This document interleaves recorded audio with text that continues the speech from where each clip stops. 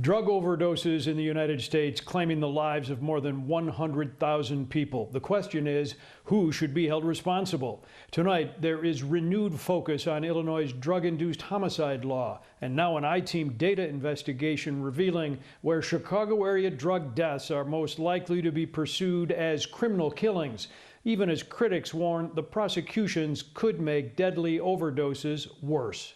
Really a terrible thing. Last September, Lee Polk's son Adam died of an overdose. These childhood pictures shown at his funeral are the only ones his father had. Adam died at age 38, and his dad suspects an excruciating leg injury sent his son down a dark path of illicit drug use. There was no reason other than naivete about what he was ingesting that his life is gone. Polk still has his son's cell phone, which he believes holds the contact information of the dealers who sold him the drugs, laced with deadly fentanyl. I turned the data over to the law enforcement people. I heard nothing. He says he prefers not to name the suburban police department in the hopes they actually decide to investigate his son's case.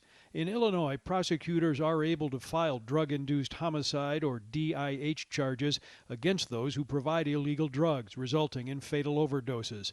Use of the law has been sporadic, but it could be picking up. Recently in Chicago, police detectives started new training on how to build the homicide cases. It's devastating. Retired CPD gang crimes officer Terry Almanza pushing for that effort after losing her own teenage daughter to an overdose in 2015. We need to send a message to these drug dealers that no more.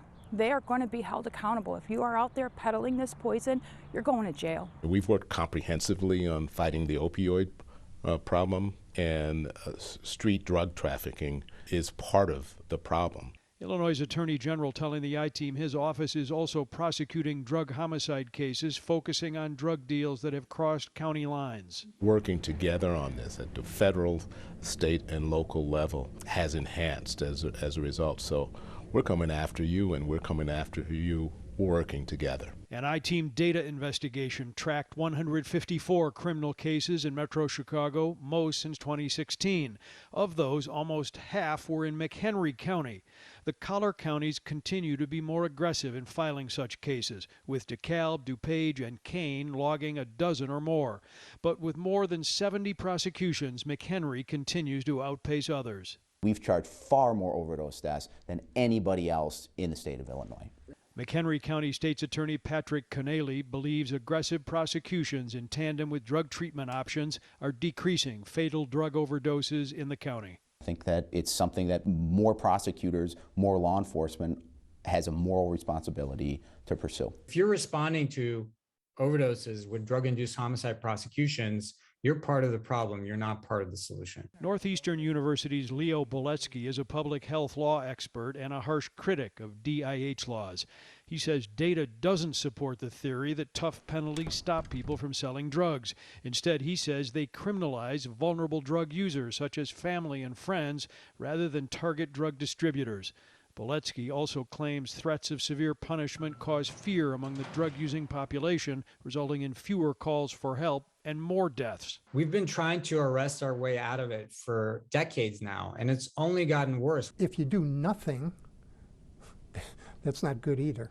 Lee Polk suggests a statewide reporting system for all police departments would make it easier for families to provide potential evidence. I wouldn't want to see another parent go through this. It's tough for a parent to lose a child. Last year, Illinois' Good Samaritan law was expanded to provide immunity against drug-induced homicide charges for those who call 911 when a companion overdoses, even including family members or friends who may have supplied the drugs. A newly expanded law aimed at saving lives in the moment. Hey, if you like that video, be sure to subscribe to our ABC7 Chicago YouTube channel.